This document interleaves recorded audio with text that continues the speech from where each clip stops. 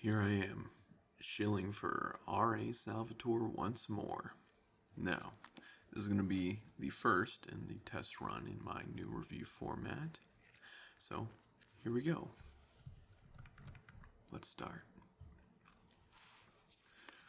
Here we have Homeland by R.A. Salvatore. This is a fantasy, some would say pulpy fantasy. The book is 314 pages in this paperback format. It takes about 6 to 7 hours to read at an average of 250 words per minute. The primary point of view is Drist, but there are several smaller POVs included. Homeland actually opens up with Dinan, which is Drist's brother. So while Drist is the primary point of view, you will find some others. I would say that Homeland is an easy reader. Easy does not mean bad. Alright? R.A. Salvatore is a very good writer, very competent when it comes to fight scenes, and made an excellent book.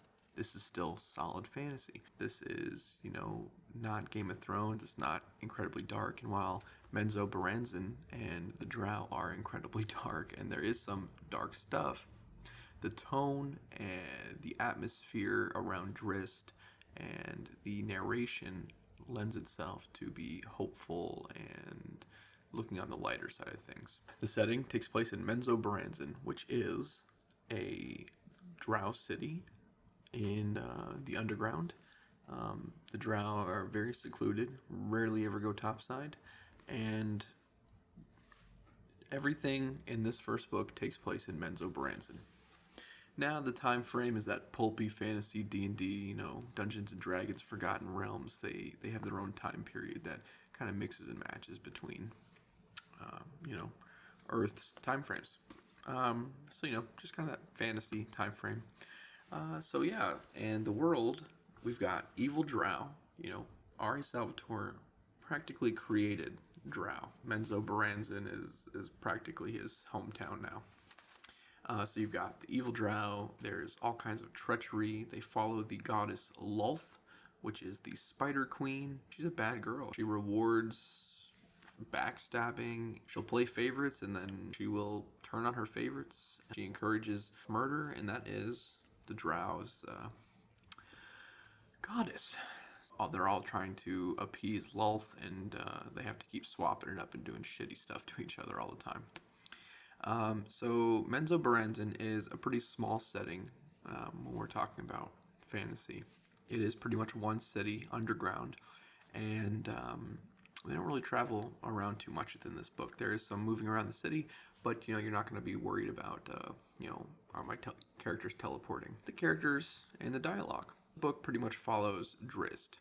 And Drist is the main character. He is a drow born to a noble family, and he is the youngest born, and he is exceptional. As he grows up, he finds out that he is very good at a lot of things, and he uses those skills to essentially stay alive in the treacherous world of the drow. Because drow, you'll find out very, very early, in fact, first couple pages, are sons of bitches, and they will murder anybody, even their own family, to get ahead in life. And please, Lolth, does Drist feel like a real character? Yes. And no. He does feel like a real character. He has a very real personality. He has real reactions to things.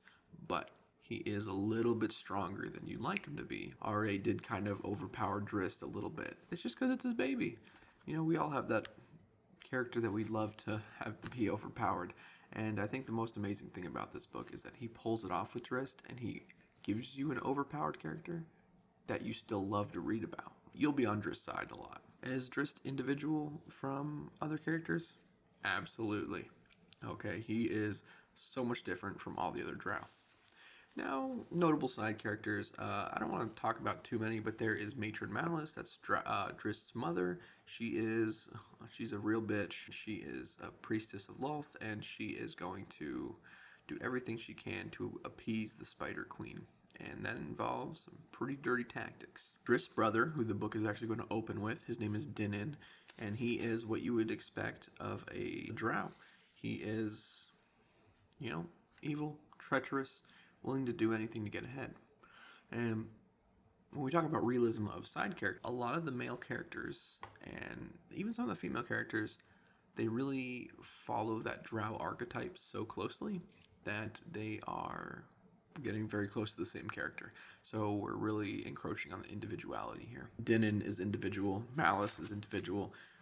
We've got Driss teacher, Zachnifine. He's individual. But a lot of times the story is going to focus so much on very small subset of characters that you don't really get to explore too many of these side characters to really realize if they're individual or not. The plot, foundation of story, this is about essentially Driss being born, growing up, and trying to navigate the treacherous world of the Drow. Drow are a crazy society. You get to learn all about them. R.A. Salvatore essentially created the Drow lore. This is about Driss becoming who he is, discovering his likes, dislikes, how he got to where he is and how he got good at things, and how he ends up leaving Drow society. So we all know he leaves at some point, and this book tells us why and how. Story pacing. The story is actually very good with its pacing. It takes its time. It sets up Driss as a character. It sets up the Drow society, and it makes us kind of root for some characters that we didn't really think we'd be rooting for. And it takes its time to do that. I think this might be one of Salvatore's greatest books. Even though he's written 37 Driss books, I think Homeland is still, if not the strongest, top 3. Okay, this is an excellent book. He did a fantastic job with the lore, and he did a fantastic job with how quickly he's going to give it all out to us, as well as how fast we learn the characters. So that is Forgotten Realms Homeland.